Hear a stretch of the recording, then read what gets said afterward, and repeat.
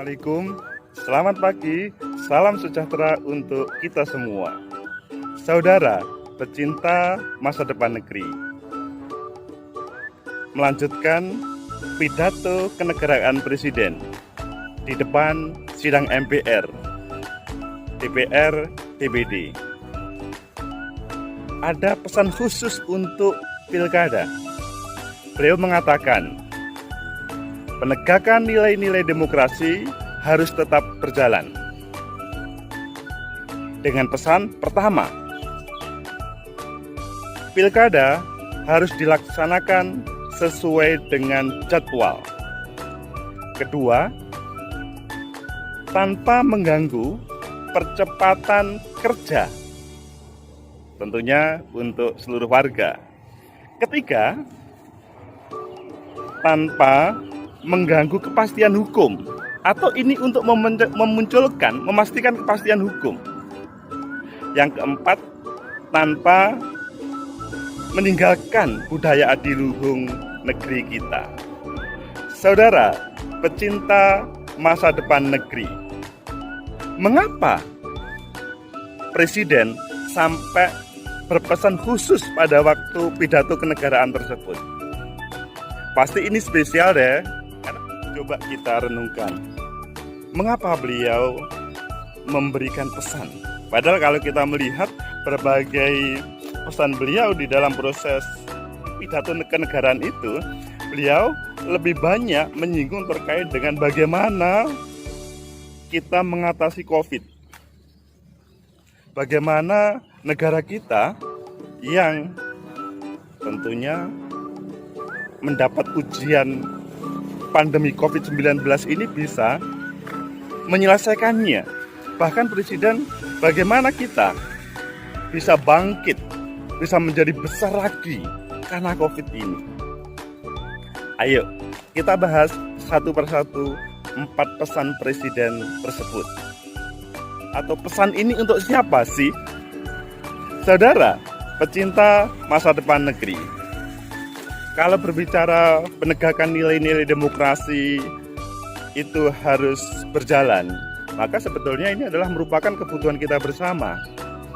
Karena ya kita sebagai negara demokrasi, sebagai negara republik yang menjadikan demokrasi sebagai panglima untuk dalam kehidupan sehari-hari, maka ya harus ditegakkan memang apapun yang terjadi.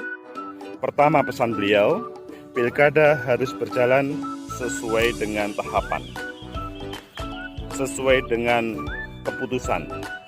Ya, kita memang tahu ada perubahan jadwal pada waktu 9 September ke Desember. Tetapi hal itu tidak berpengaruh besar terkait dengan substansi tahapan karena prinsip masih di 2020. Itu yang menjadi motivasi bagi kita bersama bahwa penyelenggaraannya pun tidak keluar jauh dari keinginan rakyat atau proses pergantian para pemimpin negeri ini. Ya memang hal itu mungkin akan menetralkan para peserta pemilu. Karena apa? Ya di satu sisi ada yang merasa, wah kalau ini tidak diundur, kan petahana kan diuntungkan. Diuntungkan bagaimana? Ya diuntungkan karena mereka kan masih bisa menggunakan banyak fasilitas. Ya itu kan alasan ya. Tapi bagi penantang, bagi petahana, waduh ini sebuah petaka. Karena seharusnya dilaksanakan pada bulan September, yang hal itu tidak mengurangi jadwal dia, maksudnya tahapan dia sebagai kepala daerah, estafetnya jelas, itu kemudian berubah. Saudara, pecinta masa depan negeri. Yang kedua adalah bagaimana penegakan demokrasi ini tidak mengganggu percepatan kerja. Karena bagaimanapun di dalam percepatan kehidupan ini, percepatan kerja itu sangat dibutuhkan. Kita pahami bahwa rakyat kita dalam suasana pandemi COVID yang sedikit banyak mereka terganggu terkait dengan kinerjanya. Ya, ada yang tidak bisa kerja, ada yang pekerjaannya bahkan jauh dari yang diinginkan penghasilannya. Yang lebih parah adalah di PHK. Ini kan sedikit banyak kan pasti akan mengganggu para penikmat atau peserta demokrasi atau bahkan pemilih itu sendiri. Nah, di sini kan pesan Presiden bagaimana hal itu tidak berpengaruh. Apakah saudara juga bagian dari yang terkena dampak COVID ini? Kalau terkena, maka pesan Presiden itu bagaimana hal itu tidak terjadi pada kita bersama. Yang ketiga, bagaimana ada sebuah kepastian hukum dalam proses pelaksanaan pilkada ini. Kepastian hukum terjadi regenerasi kepemimpinan tanpa harus prosesnya itu menghalalkan segala cara atau menjalankan hal yang tidak benar. Karena kan kalau kita menggunakan pola misalkan kerajaan atau pola-pola yang lama itu kan mengganggu nilai-nilai atau pelaksanaan nilai demokrasi yang ada di kita kan. Yang keempat, bagaimana proses pelaksanaan demokrasi itu menjunjung budaya adiluhung kita. Budaya adiluhung kita yang ya sudah lama proses berdemokrasi, kita selalu menerapkan budaya tersebut. Kalau hal ini tercederai pada waktu pandemi COVID-19, apa jadinya negara ini? Saudara, pecinta masa depan negeri, dari itu semua, dari pesan Presiden tersebut dalam acara kenegaraan, selanjutnya kita hubungkan dengan teori rational choice, pilihan rasional terkait dengan semua pihak. Ya memang apapun yang terjadi itu akan menjadi pilihan kita, dan secara pilihan rasional memang kita harus melaksanakan apapun yang terjadi. Pilkada harus kita laksanakan tanpa menghilangkan substansi dari pilkada itu. Jadi jangan sampai hal ini menghilangkan substansi dengan alasan suasana COVID. Pilihan rasional itu bisa kita camkan, praktekkan pada semua pihak. Pertama terkait dengan calon. Ya ini adalah sebuah dilema yang harus dihadapi oleh semuanya, tetapi ya harus dijalankan. Kalau memang tertarik untuk menjadi kepala daerah atau memimpin, ya harus bersedia untuk mendaftarkan diri meskipun dalam suasana COVID ini. Jangan sampai suasana COVID ini kemudian mengurangi energi untuk menjadi calon. Jadi tetap harus bersemangat di dalam proses pilkada ini. Saudara, pecinta masa depan negeri, bagi pemilih juga lebih baik tidak menghilangkan substansi pelaksanaan nilai demokrasi. Karena apa? Ya hal itu pemilih kan yang paling penting pada hari H9 Desember. Meskipun dalam proses mencari calon pemimpin itu waktunya sangat panjang.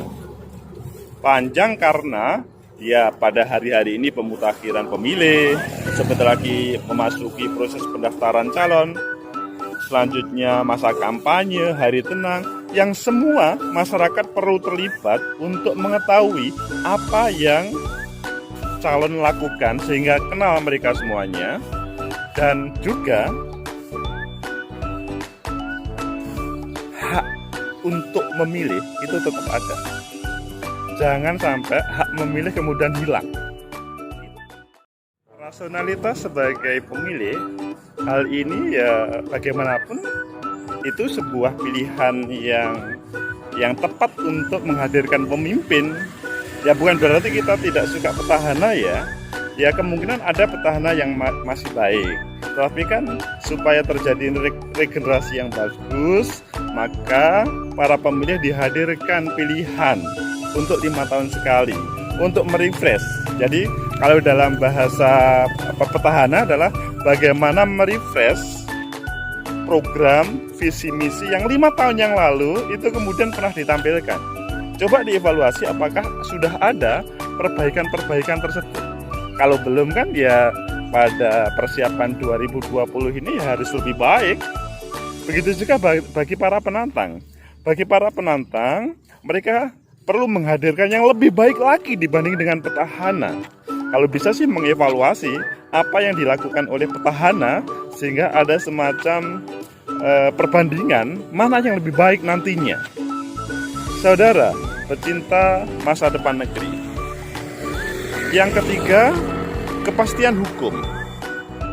Ini memang sangat dibutuhkan untuk menghadirkan pemimpin supaya tidak keluar dari jadwal, tidak ada protes dari rakyat. Dengan pilkada ini akan secara formal proses pergantian kepemimpinan itu diterima oleh negara, rakyat. Kalau tidak, maka maksudnya tidak dilaksanakan dengan pilkada, bisa saja mereka yang memimpin itu selanjutnya ditolak. Ini kan sebuah masalah. Yang keempat, bagaimana budaya adiluhung itu bisa dijaga. Demokrasi kita tidak bisa seperti demokrasi misalkan bebas murni tanpa membawa budaya adiluhung kita. Mengapa? Karena ya setiap negara itu berbeda. Kita dengan Amerika meskipun sama-sama demokrasi tidak boleh persis sama begitu. Substansi demokrasi dihubungkan dengan tradisi yang ada di daerah dalam hal kehidupan sehari-hari.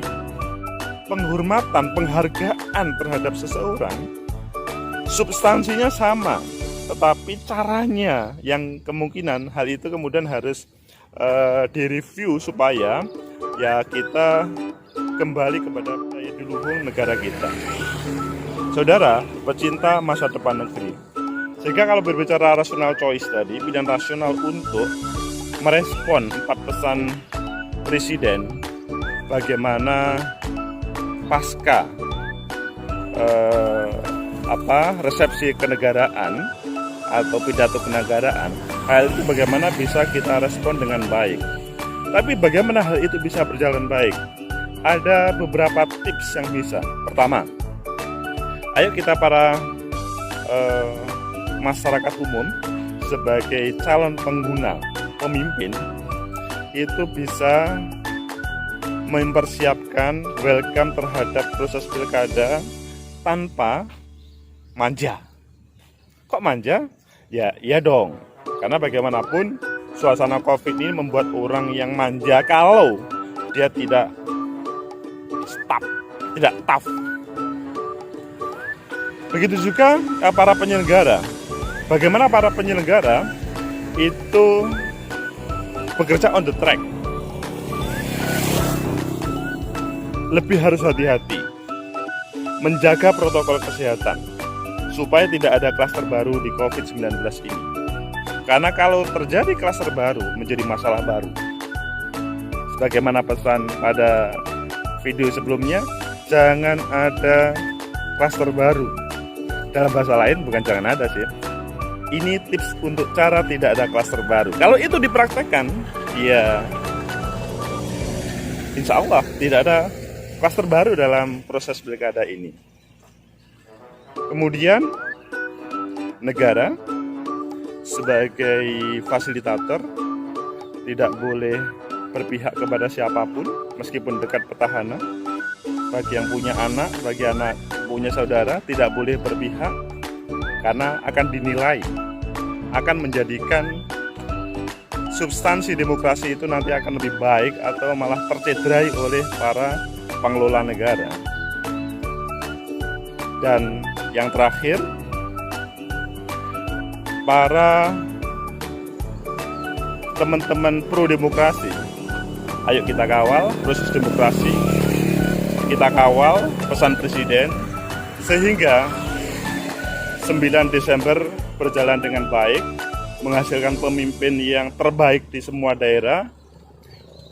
Seandainya ada konflik bisa diselesaikan, yang terpenting segera dilantik dan bisa menghadirkan program-program visi sesuai dengan pada proses kampanye. Semoga ada manfaat. Sampai jumpa. Like, subscribe, and share.